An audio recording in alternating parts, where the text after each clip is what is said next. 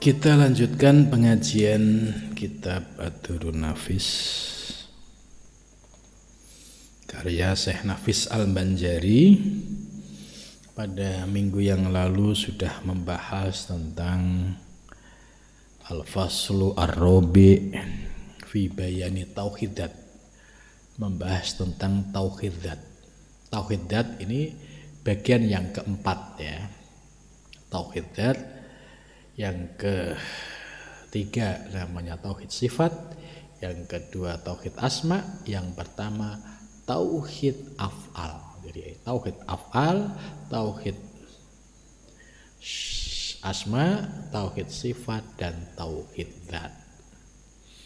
Ya, empat tauhid ini disebut tauhid ahli kasfi, yaitu tauhidnya para ulama ahli hakikat atau ahli kasfi.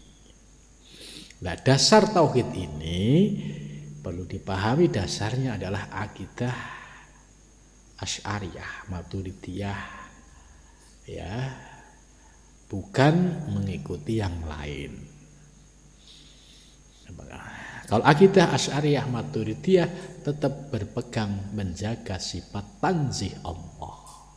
Maka apa yang dijelaskan dalam Durrun Nafis ini tidak bisa lepas dari uraian dalam kitab Al-Futuhat Al-Makkiyah. Itu.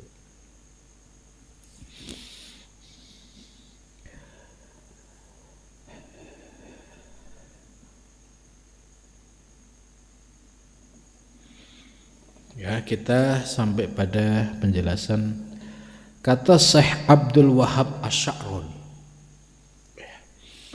Syekh Abdul Wahab Asy'aroni ini menarik untuk dikaji dari aspek genealogi keilmuan ya. Syekh Abdul Wahab Asy'aroni ini termasuk salah satu tokoh-tokoh yang menyebarkan tasawufnya Syekh Ibnu Arabi. Ini Syekh Abdul Wahab Asy'aroni, dan juga memiliki beberapa karya yang dirujuk dalam kitab Ad-Durrun Nafis ini.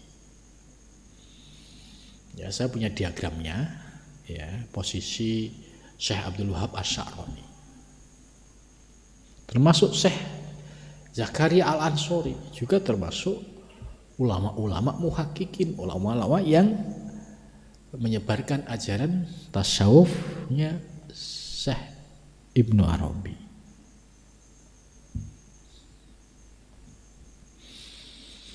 Qaddasallahu sirrahu di dalam kitab Al-Jawahir wad Duror. Jadi kitab Al-Jawahir wad Duror ini kitab karya Syekh Abdul Wahab Asy'aroni yang dikutip oleh Syekh Nafis.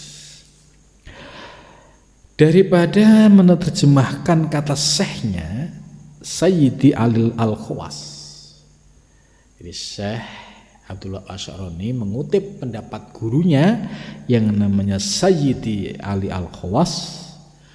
Ya, apa pernyataannya? Bermula pengetahuan akan hati hak ta'ala itu tiada merasa dan mendapat akan dia oleh seorang jua pun daripada segala makhluknya, karena bahwasanya Allah Ta'ala itu bukan ia ain.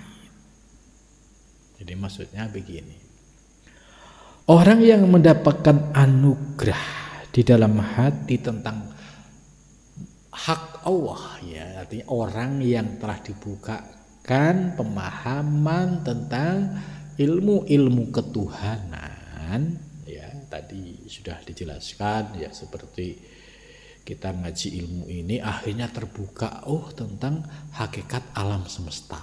Begitu juga ketika diri kita kaji, ya, kita urai secara ilmu hakikat, kemudian mengetahui hakikat diri kita. Nah, ketika mendapatkan anugerah terbukanya pintu pemahaman ya, ilmu hakikat ini, ya, tiada merasa dan mendapat akan dia oleh seorang jua pun daripada segala makhluknya, karena ini maksudnya anugerah itu tidak bisa diperoleh ya dari makhluknya, karena bahwasanya Allah Ta'ala itu bukan ia ain. Nah ini yang perlu dipahami. Jadi kalau orang yang terbuka pemahaman tentang ilmu hakikat, ya, kemudian ditanya, ya, mana Allah, ya, kemudian menunjuk pada satu wujud yang itu adalah ain, wujud benda, itu salah, itu nggak boleh, karena Allah bukan ain itu, ya. Itu makanya kan ini dijaga sifat tanzihnya supaya terhindar dari pemahaman itu. Ditanya mana Allah, nunjuk dia, nunjuk wujud physically. Ini berarti menganggap sama dengan ain, dan ini tidak dibenarkan. Ya, bahwasanya Allah Ta'ala itu bukan ia ain. Ya, itu kalau ada orang punya pemahaman itu, dia salah. Yang dihukumkan akan dia oleh akal. Jadi tidak boleh diilustrasikan Tuhan itu physically. Tangan Allah ya berarti tangan sebagaimana tangan manusia. Kalau di alam semesta kemudian dipahami secara mulhidah, oh itu berarti Allah, ini Allah. Ini yang demikian, ini yang tidak dibenarkan. Dan juga ya ain yang dihukumkan akan dia oleh suhud hati. Dan juga bukan objek yang dijadikan suhud. Ya. Ini. Jadi kita bisa melihat sesuatu dengan suhud. Tapi ini bukan berarti itu Allah. Ya, ini yang harus dipahami betul. Kalau sampai salah ngomong, salah pemahaman, bahaya. Gitu. Maka di sini dijelaskan, ya. Dan bukan ya ain yang dihukumkan akan dia oleh suhud hati dan mata, apa yang dilihat ya setelah melam hakikatnya, bukan itu. Tetapi adalah ia itu dibalik yang demikian itu. Jadi sesungguhnya Allah adalah dibalik yang semua itu. Maka yang paling selamat tadi yaitu dengan pemahaman menjaga sifat tanzih Allah. Tidak boleh untuk diucapkan, diverbalkan. Bukan ia ain yang dikenal oleh mereka itu akan dia, dan bukan ia yang dijahilkan oleh mereka itu akan dia. Itu. Jadi jangan sampai kita memahami ketuhanan, ya, kemudian pemahaman kita tidak utuh, terseret pada pemahaman mujassimah tadi, atau terseret kepada pemahaman mulhidah. Mujassimah, ya saya ingatkan lagi, itu pemahaman yang menganggap Allah punya tangan, punya muka, gitu kan. Itu mujassimah. Sedangkan mulhidah itu pemahaman yang menyatakan Allah wal alam, alam Allah. Jadi Allah dianggap alam, alam. Ini yang dikritik oleh para ulama bahwa pemahaman ini adalah pemahaman yang tidak sesuai. Dan juga tadi di dalam Al-Futuhat, Syekh Ibnu Arabi juga mengkritik. Ya, yang benar adalah pemahaman tanzih, dan di sini juga dijelaskan oleh Syekh Al-Khawas juga sama, ya. Itu. Jadi maka nyambung ketika kita habis ngaji kitab Al-Futuhat, ngaji Durun Nafis, ini nyambung pemahaman. Dan barang siapa mengetahui akan yang demikian itu, maka wajib atasnya bahwa menyembah ia akan zat yang suci lagi gaib, yaitulah ain yang disuhud, dan yaitulah ibadah yang sempurna, ibadah wallahu a'lam. Jadi maksudnya bagi orang yang sudah kefutuh pemahaman soal hakikat ketuhanan, sudah bisa memilah antara tanzih dan tasbih. Kalau sudah paham itu, ya sudah, itu berarti ya sesuai dengan ini, mengetahui yang demikian itu, maka wajib atas menyembah akan zat yang suci dan gaib, yaitulah ain yang disuhudkan. Itu. Jadi kalau sudah menemukan anugerah pemahaman itu, ya sudah, itu yang hak, itu yang benar. Dan yaitu ibadah yang sempurna. Kalau kita sudah sampai pada pemahaman itu, ya itulah, kalau kita beribadah, menyembah, itu yang disembah itu benar. Kan ada beberapa ayat dan hadis. Ayatnya yang berbunyi wa'bud rabbaka hatta ya'tiyakal yakin. Wa'bud, dan sembahlah rabbaka Tuhanmu, hatta ya'tiyaka, sehingga datang kepadamu al yakin, keyakinan. Jadi sembahlah Tuhanmu sampai engkau benar-benar yakin. Ya, ini dasar dari argumentasi yang disampaikan oleh mu'alif tadi. Jadi kalau sudah kefutuh, sudah ngerti yang hakikat, yang tanzih tadi, ya itu yang benar. Itu adalah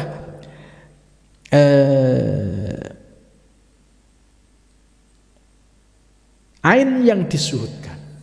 Dan kalau kita menyembah, yang kita sembah itu benar. Ya, jadi ayatnya wa'bud rabbaka hatta yakin. Kemudian hadisnya la tasihul ibadah illa bima'rifatil ma'bud. Tidak sah ibadah sebelum mengenal siapa yang disembah. Jadi tidak sah ibadah kita sebelum mengenal siapa yang kita sembah. Orang-orang yang belum mengenal ilmu tauhid seperti ini, ilmu hakikat ini, itu di dalam memahami ketuhanan itu sangat imajinatif. Contoh orang awam ya. Kalau kita sholat saat takbiratul ihram harus mengingat Allah. Mengingat Allah kan. Allahu Akbar, Allah Maha Besar gitu. Terus apa yang muncul dalam imajinasinya? Yang muncul imajinasinya ya sesuai dengan pengaruh lingkungannya. Kalau di rumahnya itu ada kaligrafi Arab, oh pasti yang muncul Allah dalam bentuk kaligrafi Arab. Atau kali dalam bentuk tulisan Latin, ya, itu yang akan muncul. Apakah itu? Ternyata bukan. Itu. Maka menarik, ya. Kalau orang yang belum belajar hakikat sampai pemahaman yang utuh dan mendalam, itu dalam hal menyembah Allah, itu pasti banyak dipengaruhi oleh imajinasinya. Ya, gitu. Kalau yang kaligrafinya bagus, ya langsung Allah kelihatannya serius sungguh-sungguh gitu. Tapi yang diingat dalam pikirannya, yang kebayang, wah itu kaligrafi khotnya adalah khot cakep banget gitu. Nah ini apakah ini Tuhan yang disembah? Ternyata tidak. Gitu. Maka penting sekali belajar ilmu hakikat ya, sampai utuh dan juga pemahamannya lurus, tidak menyimpang. Makanya orang-orang yang masih awam ya, ketika sholat ya masih menyembah imajinasinya tadi, yaitu ya kalau dalam kriteria kualitas menggunakan hadis latasikul ibadah illa riwatil ma'bud, ini parameternya ini ya indikatornya sudah tidak memenuhi syarat, sholat kita itu akan sah. Maka sholatnya ya jatuh pada sholat awam, sholat ya sholat-sholatan ya lebih baik dia tetap sholat daripada enggak sama sekali. Di hadapan Allah tetap akan diperhitungkan gitu. Jangan lantas ya dia dengar pengajian, wah kalau kita memahami Allah enggak pas, nanti enggak diterima sholat kita. Terus akhirnya enggak sholat, ngapain capek-capek enggak sholat gitu. Salah juga. Ya. Khusyuk enggak khusyuk ya kita tetap sholat. Tapi ketika ada penjelasan uraian ilmu yang menggambarkan tentang ilmu-ilmu ketuhanan, nah tentu ini menjadi pemicu kita untuk mengaji. Jangan berhenti pada aspek syariat tok tadi. Yang penting kan sholat wudunya benar, sholatnya rukun sunnahnya Allahu Akbar sampai salam selesai sudah, ya boleh. Tapi derajat kualitasnya di sisi Allah ini ya masih derajat awam, karena di dalam sholatnya belum lidzikri. Sebab esensi sholat kan innani Allah la ilaha illa ana fa'budni wa aqimis sholah lidzikri.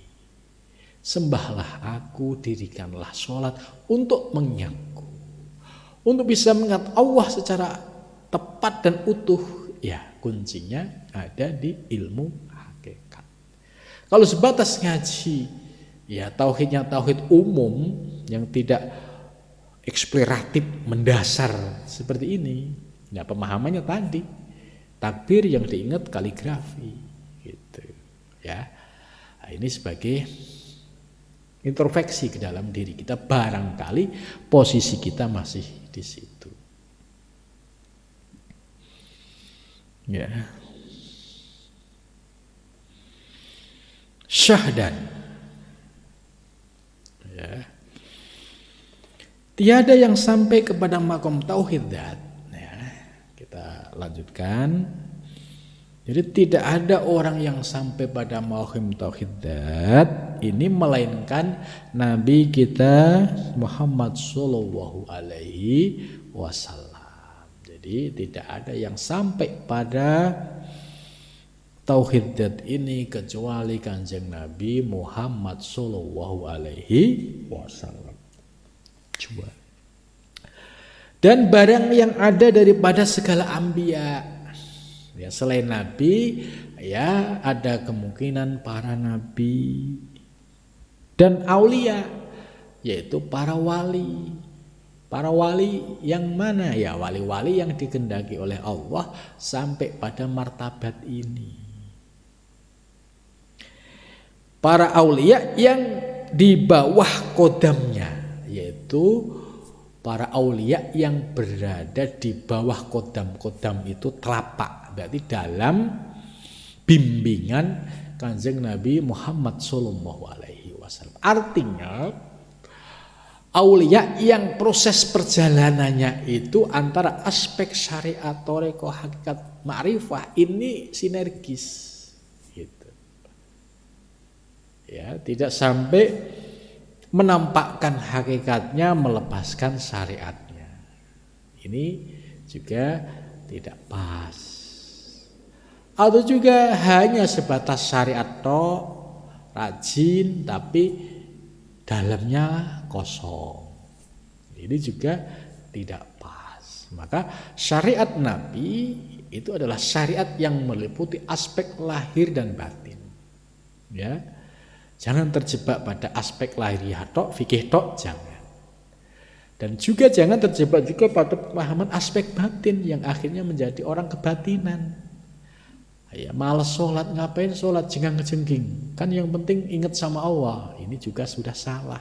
Ini tidak berada pada posisi barisan kodamnya Kanjeng Nabi Muhammad SAW. Kalau di bawah kodam atau di bawah bimbingan Kanjeng Nabi, pasti tertib syariat, thariqah, hakikat dan makrifahnya. Tidak mungkin mengabaikan syariat, karena syariat lahir juga dari Kanjeng Nabi, syariat batin juga dari Kanjeng Nabi Muhammad sallallahu alaihi wasallam. Jadi kalau di bawah bimbingan Nabi pasti jalannya itu seimbang. Kita bisa lihat ya para mursyid ya dalam thariqah Naqsabandiyah, Qadiriyah ya Syatariyah, semua tertib rapi. Ya, ibadahnya para mursyid luar biasa. Ya, sunnahnya, yang wajibnya, yang zikir auratnya rutin gitu ya. Itu semua tertib. Kenapa? Yaitu di bawah kodam Kanjeng Nabi Muhammad SAW, di bawah bimbingan Kanjeng Nabi Muhammad SAW. Maka kalau ada jalan spiritual kok tidak mengikuti koridor, mengikuti syariat Nabi lahir batin, ya ini bisa dipahami sebagai mafhum mukhalafah. ya pasti secara rohani ya tidak akan sampai. Ya. Ada orang menapaki jalan spiritual kok nggak tertib dalam aspek persyaratan, ya itu pasti tidak akan bisa menemukan tujuan pencapaian yang puncak. Karena apa ya? Tidak mengikuti syariat Nabi yang lahir dan batin. Terus ditanya, kamu ngaku ngaji torekoh, ngaji hakikat tok nggak sholat gitu. So sholatnya pakai hakikat. Yang sholat hakikat ngajari siapa? Sholatnya Rasulullah apakah pakai sholat hakikat? Kan tidak. Rasulullah sholatnya lahiriah, bergerak dengan gerakan fisik, batiniahnya, hakikatnya, torekohnya, makrifahnya juga bergerak secara sinergis. Gitu. Maka kalau ada orang ngaku ahli hakikat kok nggak mau sholat, diceplek ditab, ya kamu ngikuti ajaran Nabi siapa? Ini nasihatnya Syekh Al-Qusasi atau Syekh Al-Qurani kepada orang-orang yang mengaku memahami hakikat kemudian meninggalkan syariat. Diceplek, diingatkan, kamu ngikuti syariatnya siapa? Gitu.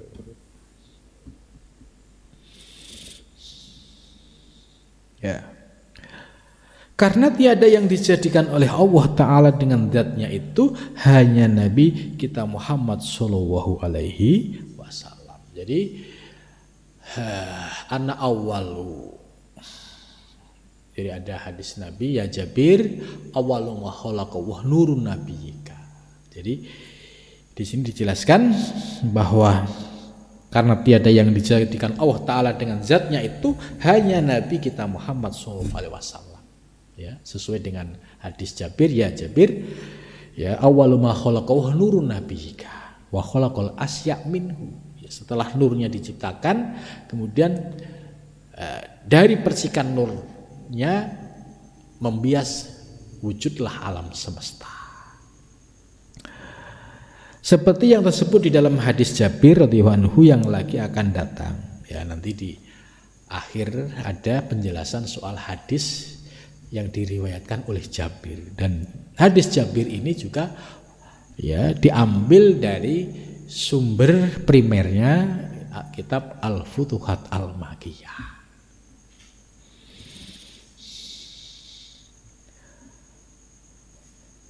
Syahdan. Nah, syahdan ini terkait dengan bagaimana cara pengamalan tauhid dzat, insya Allah akan kita bahas pada minggu yang akan datang. Mudah-mudahan pengajian malam ini bermanfaat. Assalamualaikum warahmatullahi wabarakatuh.